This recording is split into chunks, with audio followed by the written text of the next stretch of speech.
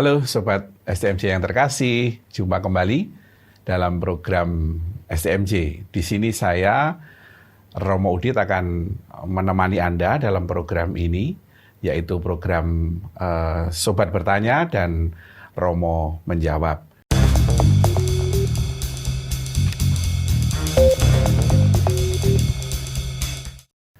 Sebelumnya saya ucapkan terima kasih untuk pertanyaan-pertanyaan yang sudah masuk melalui IG dari Paroki Santo Yakobus. Itu tandanya Anda punya perhatian kepada kami. Anda juga punya perhatian pada iman Anda, sehingga pengen tahu, pengen bertanya tentang apa. Khususnya dalam perjumpaan kita hari ini, kita akan berbicara dan membahas tentang masa Advent. Karena apa? Karena minggu ini kita sudah akan memasuki bersama-sama Minggu Advent yang pertama. Maka adalah tepat bahwa STMJ pada hari ini, di mana kita akan bersama-sama berbicara, kita akan membahas tentang masa Advent itu. Tentang apa yang ada dalam masa Advent itu dan apa yang akan kita jumpai, jalani, dan hidupi, khususnya dalam perayaan liturgi kita. Baik, mari kita mulai ya dari pertanyaan yang pertama dulu. Pertanyaan yang pertama dari Anda adalah, makna dan tujuan dari masa Advent itu apa? Ya, Advent berasal dari kata Adventus, bahasa Latin, yang artinya adalah kedatangan. Maka makna dari masa Advent itu sendiri adalah di mana kita diajak untuk menghayati masa di mana kita mempersiapkan, ya, menyambut kedatangan atau kelahiran Yesus Kristus ke tengah dunia. Itu adalah misteri yang dirayakan. Meskipun bukan hanya kelahiran Yesus di tengah dunia yang dirayakan dalam misteri Advent, tapi juga kedatangan Yesus kembali untuk yang kedua kalinya, yaitu di akhir zaman.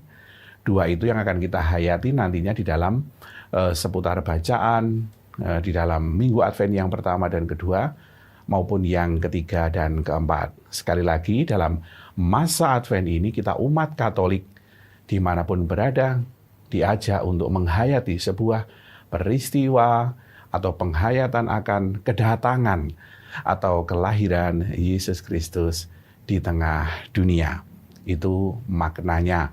Tentu di dalamnya kita akan menghayati bagaimana persiapan kita, khususnya bukan persiapan jasmani, ya, bukan beli baju baru atau apa, tapi lebih pada persiapan batin kita.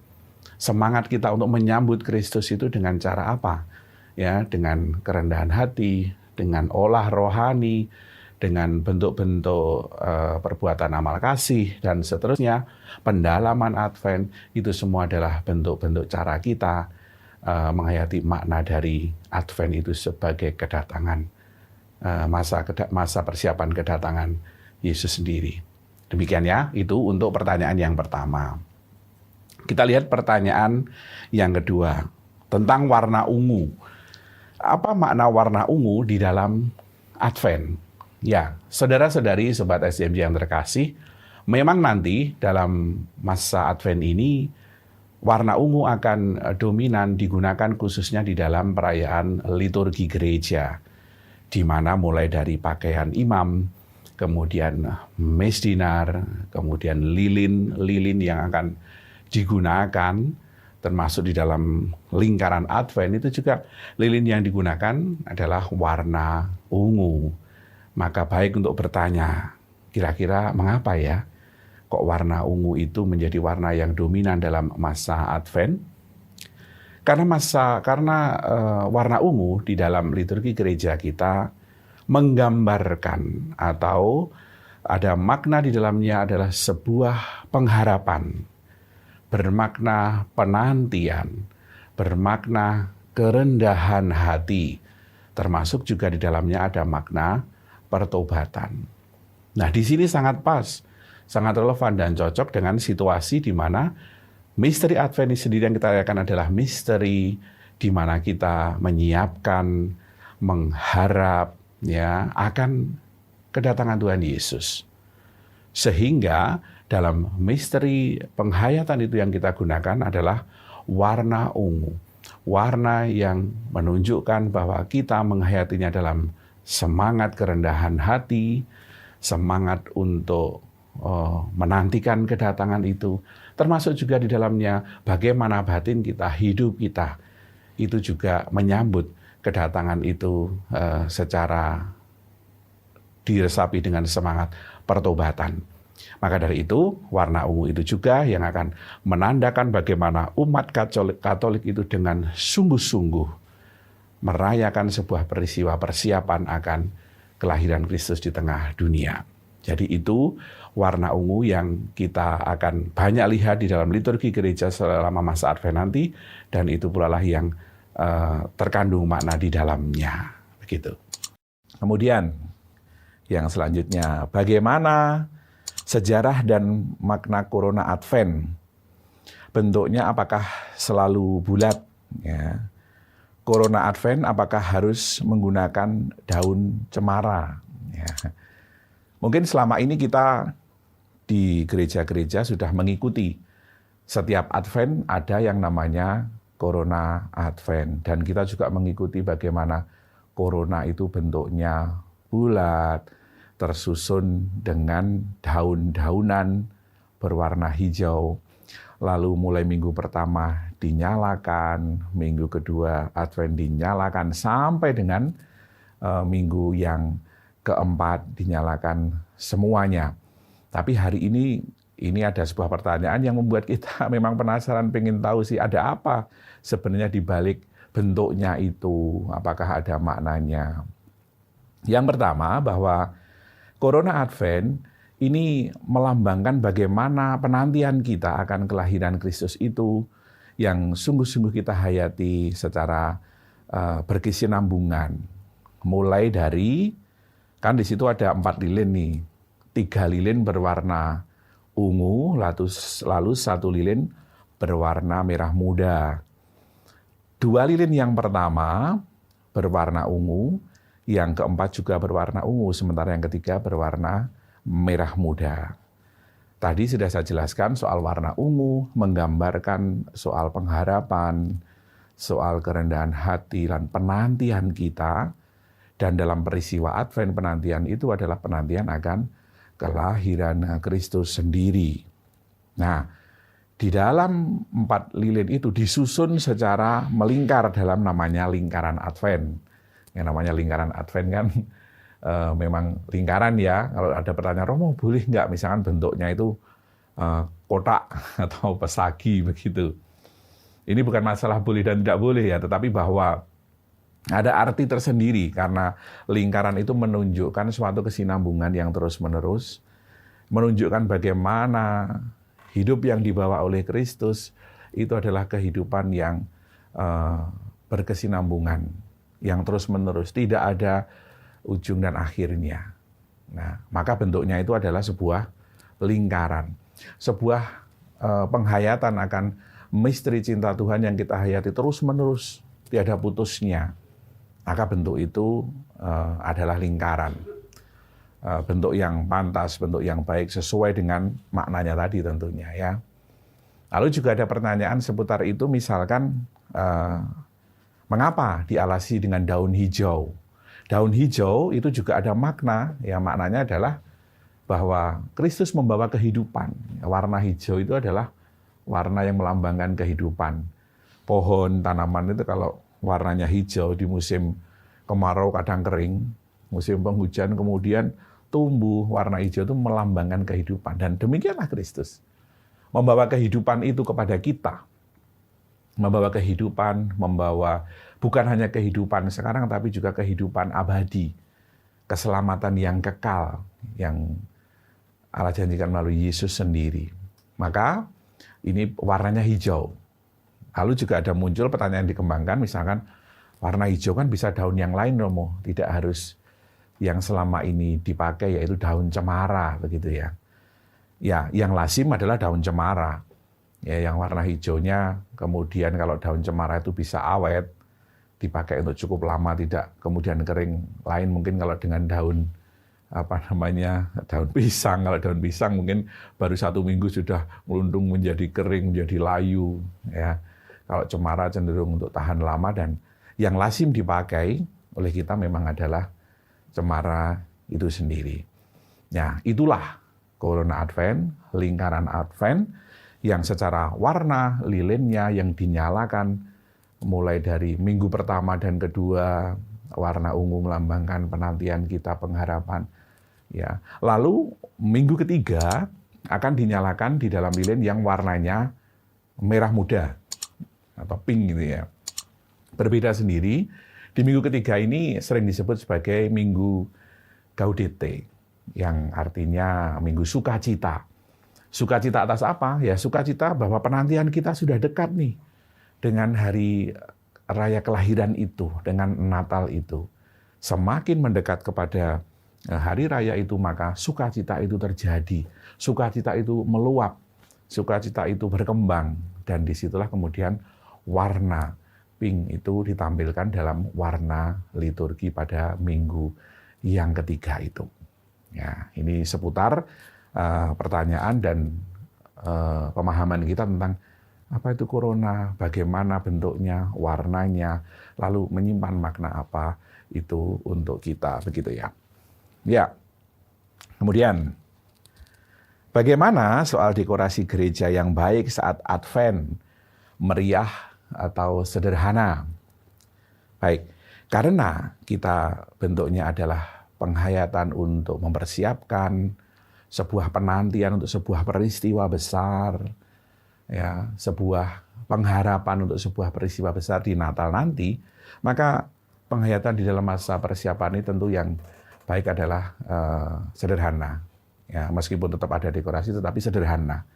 Kesederhanaan itu juga boleh diwujudkan baik dalam bentuk, misalkan kalau itu harus ada hiasan berupa bunga yang biasanya bunga warna-warni begitu, bisa dengan hiasan baik daun maupun bunga tapi yang berwarna ungu, yang juga melambangkan pengharapan, penantian, dan juga pertobatan sebagaimana tadi kita tampakkan di dalam warna liturgi itu. Warna-warna yang sederhana seperti itu. Termasuk juga musiknya, ya. Termasuk juga dalam lagunya. Nanti kita akan mengikuti liturgi di mana di masa Advent sebagaimana juga di masa Prapaskah, di mana tidak ada lagu kemuliaan, ya, tidak dinyanyikan lagu kemuliaan. Lalu musik sebagaimana Prapaskah itu juga kalau dalam masa Advent ini organ sebagai yang biasanya mengiringi secara dominan perayaan dan lagu-lagunya itu, ini hanya difungsikan sebagai untuk mengantar, untuk mendukung saja. Ya, jadi suasana kesederhanaan itu baik untuk menghayati masa ini, masa penantian, pengharapan, dan kerendahan hati untuk mempersiapkan di mana nanti memuncak pada peristiwa Natal. Meriahnya di situ nantinya. Kemeriahan itu akan terasa pada saat masa persiapan itu dihayati dengan kesederhanaan semacam itu. Ya, terima kasih untuk pertanyaannya. Lalu, saya pernah diceritai bahwa masa Advent itu sebenarnya ada 5 minggu, apa benar? Saya belum pernah menemukan cerita itu di mana ada 5 minggu. Tetapi pedoman untuk menentukan masa Advent menurut liturgi Gereja Katolik itu adalah 4 minggu sebelum Natal. Nah, 4 minggu ini dihitungnya adalah mulai minggu kapan? Minggu di dalam tanggal di atas 27 November atau sebelum 3 atau pada tanggal 3 Desember, di antara itu yang merupakan minggu yang hitungannya itu 4 minggu sebelum Natal. Nah, untuk lebih jelasnya mari kita lihat dalam minggu ini nih, ya. Dalam minggu ini kalau antara 27 November sampai dengan Desember tanggal 3 itu, kalau dihitung dari 4 minggu maka jatuh pada tanggal 3. Jadi 3 Desember ini nanti kita adalah Advent yang pertama. Menyusul Advent yang kedua 10 Desember, kemudian berikutnya adalah 17 Desember, lalu Advent yang berikutnya terakhir yaitu 24 Desember. Ya, jadi menghitungnya begitu. Sehingga kalau tadi ada yang bercerita sebenarnya 5 itu Saya belum pernah mendengar, tapi pedoman untuk menghitungnya sebenarnya seperti itu. Memang tidak sama. Dari tahun ke tahun, mulai Minggu Advent itu jatuhnya pada tanggal berapa tidak sama. Tapi pedoman untuk menghitungnya tadi demikian itu. Ya, menghitungnya dari Natal itu 4 minggu, lalu minggu yang pertama adalah antara 27 November sampai 3 Desember itu kira-kira di tanggal berapanya itu adalah Advent yang pertama. Gitu ya. Nah, baik. Kemudian, kenapa di masa Advent hanya minggu ketiga saja yang berwarna pink? Ya, ini bukan karena lilinnya adanya hanya itu. Jadi, waduh lilinnya hanya yang pink hanya satu, Romo, makanya dipasang hanya satu, bukan. Ini memiliki arti tadi yang sudah saya katakan di awal. Seringkali minggu yang ketiga itu disebut sebagai minggu Gaudete atau minggu sukacita. Nah, pink ini melambangkan, kalau membedakan dari ungu tadi, itu adalah sukacita, di mana percampuran antara warna putih dengan warna ungu. Ya, sudah mulai dekat nih, dari penghayatan persiapan sampai dengan puncaknya di Natal itu sudah mulai dekat. Penantian kita sudah mulai dekat.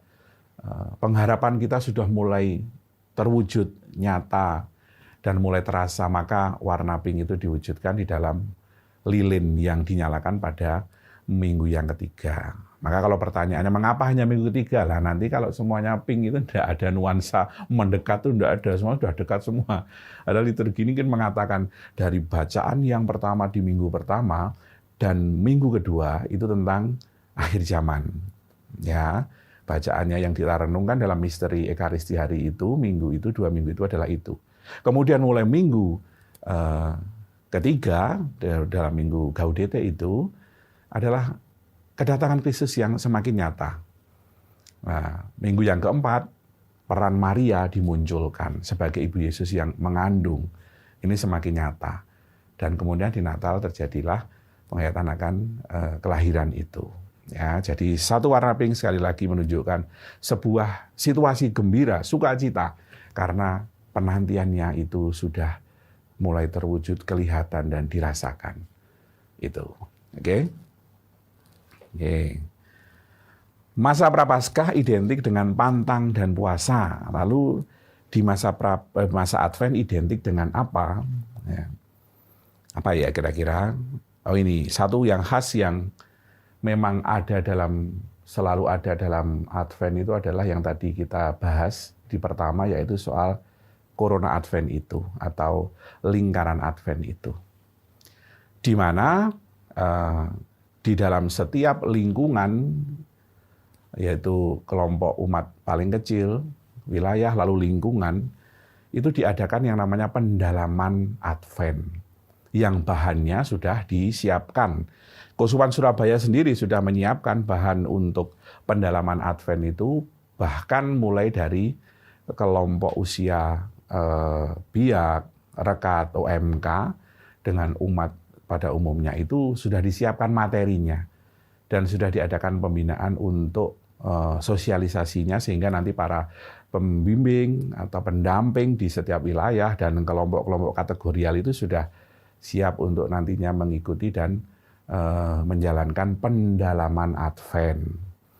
Nah, dalam rangka pendalaman Advent yang dilaksanakan juga 4 minggu itu adalah baik di situ diadakan juga Corona Advent itu yang dinyalakan satu menurut gereja minggu pertama, minggu kedua, dan seterusnya.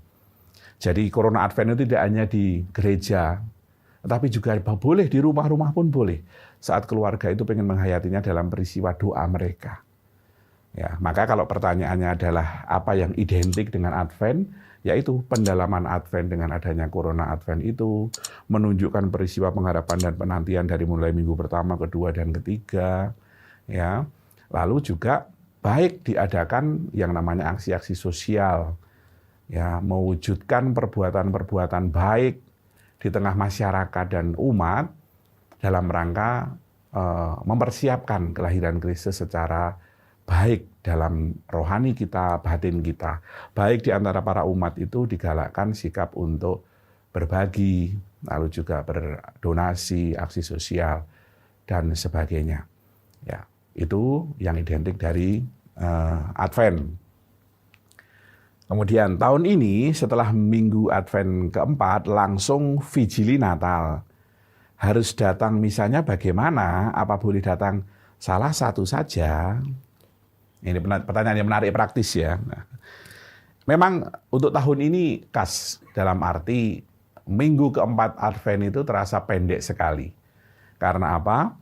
Tanggal 3 Advent yang pertama, tanggal 10 itu Advent yang kedua, tanggal 17, Advent yang ketiga, tanggal 24, Advent yang keempat, dan tanggal 25-nya sudah langsung Natal. Jadi hari Minggu Advent keempat dengan Natal itu berdampingan waktunya. Ini bagaimana ini? Karena apa? Karena akan ada yang berbenturan antara misa Minggu sore dengan misa malam Natal. Waktunya sama. Nah, kemudian kebijakan dari keuskupan kita, dan itu juga disarankan untuk para paroki nantinya, hari Minggu Advent keempat itu tetap dirayakan di hari Minggu pagi sampai dengan siang. Ya, mungkin jadwalnya kalau di paroki kita ada yang Minggu pagi jam 6, ya, selain daripada Minggu Advent yang keempat, nanti Sabtu sore juga ada ya. Sabtu sore sudah merayakan Advent yang keempat, Minggu pagi juga Advent yang keempat, Minggu yang jam 10 juga masih bisa merayakan Advent yang keempat. Nah, yang sore ini sudah memasuki liturgi malam Natal. Sehingga kalau pertanyaannya dari saudara adalah, bisa nggak misalnya salah satu saja? Kalau sudah misa Minggu berarti tidak usah misa Natal. Nggak bisa, berbeda penghayatan misterinya. Merayakan misa Minggu Advent keempat adalah Sabtu sore dan Minggu pagi, Minggu siang. Lalu kalau Anda ingin ikut merayakan Natal, ya harus misa di Minggu sorenya atau Minggu paginya sampai dengan Minggu sorenya. Begitu. Ya, boleh memilih salah satunya adalah boleh memilih salah satu antara Minggu sore, Minggu pagi, antara Minggu pagi dan Minggu siang itu salah satu. Tapi untuk yang Minggu sore dan Senin pagi, Senin sore itu harus memilih salah satu juga di situ. Ya, jadi tetap merayakan Minggu Advent yang keempat dan harus tetap juga merayakan Minggu Natal, hari raya Natalnya atau di malam Natalnya. Begitu ya. Demikian. Terima kasih. Ini pertanyaan yang praktis karena untuk tahun ini agak membingungkan ini. Oke. Apakah saat masa Advent boleh memasang dekorasi pohon Natal dan mendengarkan lagu Natal? Secara penghayatan liturgi tentu tidak boleh ya. Ya bukan tidak boleh tapi lucu saja. Pada saat di liturgi kita itu lagu-lagunya adalah lagu-lagu pengharapan selama misa di hari masa Advent, pengharapan kedatangan Tuhan, pengharapan kelahiran Tuhan, ya. Lalu kemudian di rumah kita sudah menyanyikan lagu Natal, ya, yang kita nyanyikan adalah Selamat Datang. Padahal liturgi kita masih mengharapkan ini, ya. Maka umat Katolik diajak untuk menghayati secara benar. Artinya pada saat masa Advent, mari kita hayati liturgi-liturgi Advent, termasuk dalam kehidupan itu adalah hal-hal yang mendukung masa Advent itu. Pendalaman Advent. Jadi pendalaman Advent di lingkungan pun ya jangan menggunakan lagu Natal, ya tetap dengan lagu Advent, itu berbeda. Ya. Tetapi kalau kemudian pertanyaannya berkembang, nanti mendengarkan lagu Natal boleh nggak, Romo? Ya kalau mutar sebenarnya jangan dulu. Ya. Natal jangan dulu, tapi ini ada pertanyaan yang lain yang mungkin berhubungan dengan ini setelah ini, yaitu bagaimana reaksi kita datang di tempat yang bernuansa Natal, ya di mall atau bahkan ada beberapa kelompok ekumene gereja Kristen dengan Katolik dalam satu komunitas perumahan yang mari kita merayakan Natalan bersama, begitu. Ini boleh enggak? Jawaban kita adalah ya kalau itu hanya kita lewat di mall, ya tentu kita tidak boleh untuk menghambat mereka, jangan putar lagu itu, tidak sesuai dengan liturgi gereja Katolik. Emangnya satu mall isinya hanya orang Katolik.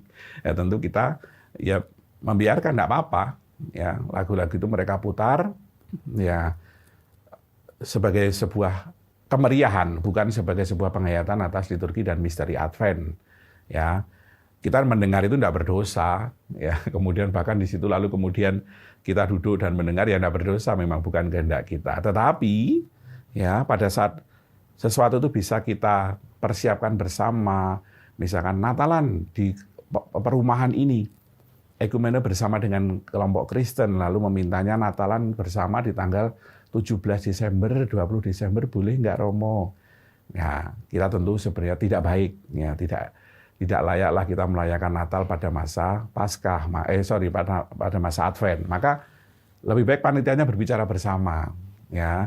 Kami mau merayakan bersama, Natalan bersama, ekumene, dan itu baik, tentu kita dorong, tetapi sungguh baik kalau pelaksanaannya itu setelah tanggal 25 itu, misalkan tanggal 26, 27, bahkan Januari pun juga, kalau memang di Desember itu sudah tidak ada waktu lagi, tetapi demi kebersamaan ya boleh tetap di Januari dengan hanya sebagai sebuah perayaan bersama gitu. Maka kesimpulannya, bagi umat Katolik hendaknya menghayati liturgi dan juga penghayatan masa Advent itu tidak hanya di dalam gereja, tapi di rumah pun sudah berusaha untuk mewujudkan peristiwa Advent sebagai peristiwa pengharapan, penantian, kerendahan hati, dan pertobatan itu dalam sikap nyata di rumah. Ya, maka jangan dulu pasang pohon Natal, ya, jangan dulu menyanyikan lagu Natal, termasuk merayakan Natal bersama. Ini belum sesuai begitu. Nah, kemudian supaya terasa sungguh nih nanti Natal itu sungguh-sungguh menjadi puncak dari pengharapan itu, maka biarlah saat Natal nanti dan setelah itu, itulah saatnya di mana kita sungguh-sungguh merasakan kelahiran Kristus sendiri di dalam hidup dan keluarga kita masing-masing. Itu ya. Apa ada tema Advent tahun ini? Dan apa makna dan pesan khusus bagi umat? Tema Advent untuk tahun ini, kalau saya merujuk pada Keuskupan Surabaya, arah dasar dari Keuskupan Surabaya, di mana tema untuk tahun 2024 adalah menghayati kehidupan gereja yang kudus Katolik, satu kudus Katolik dan apostolik, lalu fokus pastoralnya pada menghidupi komunitas lingkungan, gereja di lingkungan-lingkungan. Tahun ini tema untuk pendalaman Advent-nya pun diarahkan tidak jauh dari itu, yaitu bagaimana bersama dengan lingkungan mempersiapkan kelahiran Kristus itu. Dan bahan sudah disiapkan, sudah disosialisasikan, misalkan untuk biak, bagaimana biak ya menghayati bersama dengan lingkungannya persiapan untuk kelahiran Kristus, rekat juga, OMK juga. Hari tema ini diharapkan agar kita itu mempersiapkan Natal dalam peristiwa Advent itu penghayatannya dihidupi di kelompok terkecil dari basis umat ini, yaitu lingkungan.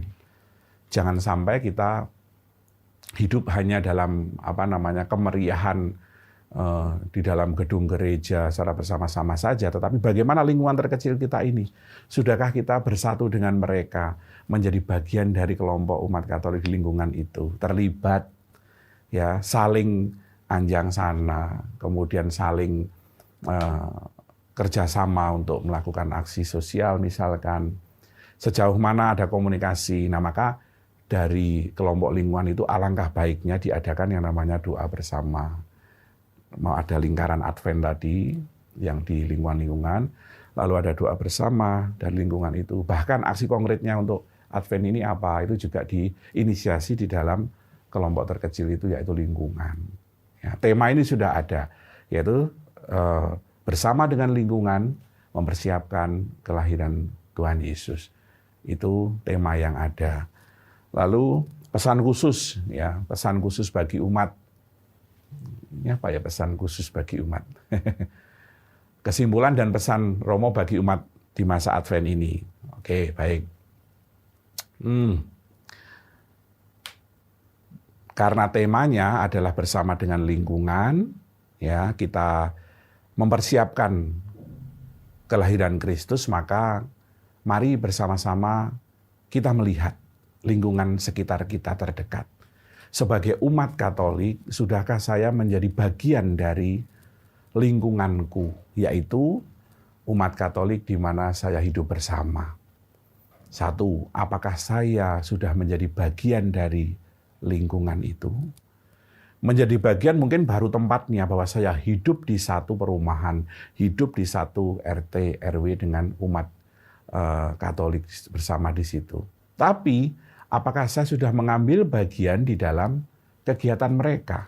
Ikut doa bersama, hadir dalam pendalaman, ya, kemudian mengunjungi bersama saat ada yang sakit, dan lain sebagainya. Tugas kur, tugas apapun dalam gereja yang dikelompokkan dalam kelompok lingkungan itu, sudahkah aku ambil bagian di situ?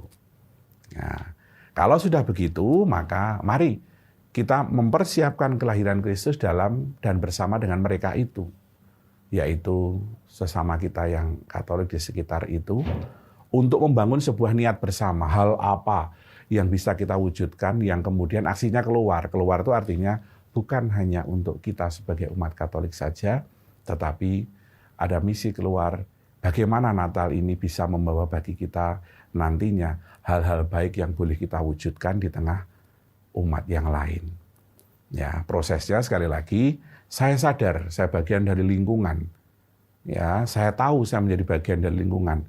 Menjadi bagian itu artinya apa? Saya tinggal di situ, menjadi bagian dari mereka dalam kegiatan, terlibat, dan dari keterlibatan itu kemudian terasakan oleh umat yang lain di sekitar rumah kita, kampung kita, perumahan kita, RT kita. Ya, maka biarlah nanti dalam masa Advent ini juga ada wujud nyata apa, aksi apa yang dibuat oleh kita semua yang bisa dirasakan oleh banyak orang di sekitar kita. Demikian, dan saya yakin kalau kita sudah sampai ke situ nanti, Natal itu akan bisa terasa sungguh-sungguh merupakan Natal yang penuh sukacita. Bukan untuk kita sendiri, tapi juga untuk warga di sekitar kita, baik yang Katolik maupun warga yang bukan Katolik pun merasakan kelahiran Kristus itu juga karena kebersamaan kita dengan mereka. Mungkin begitu kesimpulan saya. Wah, sudah habis. Meskipun saya yakin jawaban saya tadi juga tidaklah sempurna, artinya masih ada penjelasan yang mungkin lebih baik yang bisa kita kembangkan lagi dari situ. Saya juga yakin masih ada banyak pertanyaan yang mungkin belum tertampung. Ya, tetapi setidaknya apa yang saya sampaikan tadi, semoga atau harapan saya ini menjadi informasi yang baik, yang cukup, yang membuat kita semakin paham nih ya. Kalau Advent ini kita semakin paham tentang Advent, nanti Advent berikutnya semakin paham lagi, dan dengan pemahaman yang baik itu, tentu penghayatan kita pasti juga akan lebih baik. Itu harapan saya. Mohon maaf kalau ada jawaban yang mungkin kurang memuaskan, ya, atau kurang baik. Saya sudah berusaha untuk menjawab dengan baik. Program STMJ ini adalah program yang baik ya. Kalau di luar STMJ itu susu telur madu jahe, di sini ada sobat saya bertanya dan Romo menjawab. Ini tentu lebih nikmat dan lebih menyehatkan, tapi menyehatkan secara rohani. Selamat memasuki masa Advent, ya, dan saya berdoa untuk Anda semuanya, semoga Advent ini penuh makna untuk kita mempersiapkan kelahiran Kristus. Tuhan memberkati, sehat selalu. Terima kasih.